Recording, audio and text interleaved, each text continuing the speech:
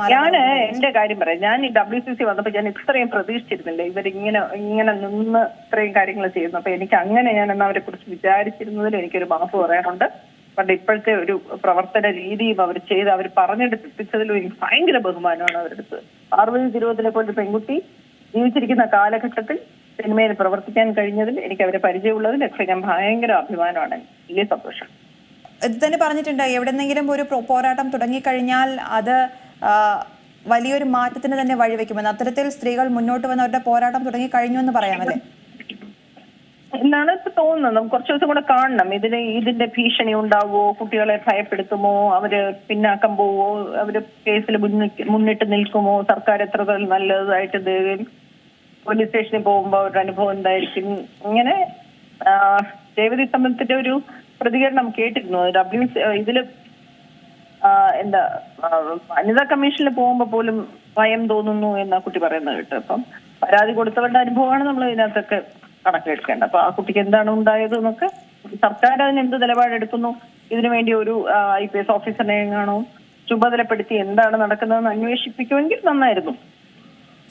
ഈ നടി തന്നെ നേരത്തെ ഒരു വെളിപ്പെടുത്തൽ നടത്തിയിരുന്നു. കാരണം താൻ അന്ന് തന്നെ പ്രതികരിച്ചിരുന്നു. അപ്പോൾ തന്നെ താൻ ഇതിനെതിരെ രംഗത്ത് വന്നിരുന്നു. എന്നാൽ തനിക്കൊപ്പം നിൽക്കാൻ ആരും ഉണ്ടായിരുന്നില്ല. തൊഴിലിടത്തിൽ പോലും 2019 വന്നപ്പോ അത് അന്നത്തെ പൊതുബോധം മാറിയതുകൊണ്ടാണ് ഇപ്പൊ ഇങ്ങനെ. അതാ ഞാൻ പറഞ്ഞു, ഇത് കറങ്ങിത്തിരിഞ്ഞ് വന്നുകൊണ്ടിരിക്കുന്നു.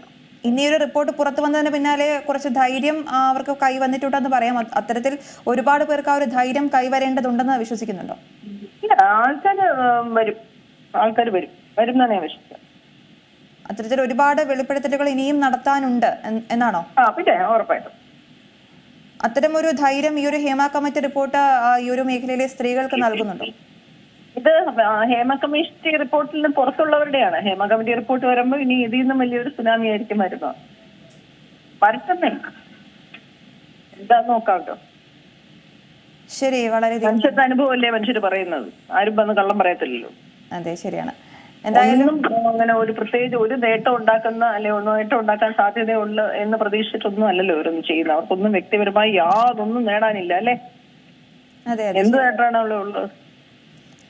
അത്തരത്തിൽ ആ നടി തന്നെ പറഞ്ഞിട്ടുണ്ട്, തനിക്ക് വ്യക്തിപരമായി ഒന്നും നേടാനല്ല, അല്ലെങ്കിൽ വ്യക്തിപരമായി ഒന്നും നഷ്ടപ്പെടാനില്ലാത്ത ഒരാൾക്ക് എന്തും പറയാലോ. അത് പക്ഷെ ഇനിയും ഒരുപാട് ഭയത്തിൽ ഇരിക്കുന്ന ഒരുപാട് പേർ, കാരണം അവസരങ്ങൾ എങ്ങനെയാകും, തങ്ങളുടെ ജീവന് തന്നെ ഭീഷണിയാകുമോ എന്ന് പേടിച്ചിരിക്കുന്ന ഒരുപാട് പേർ ഉണ്ടെന്ന് തന്നെ മനസ്സിലാക്കാം.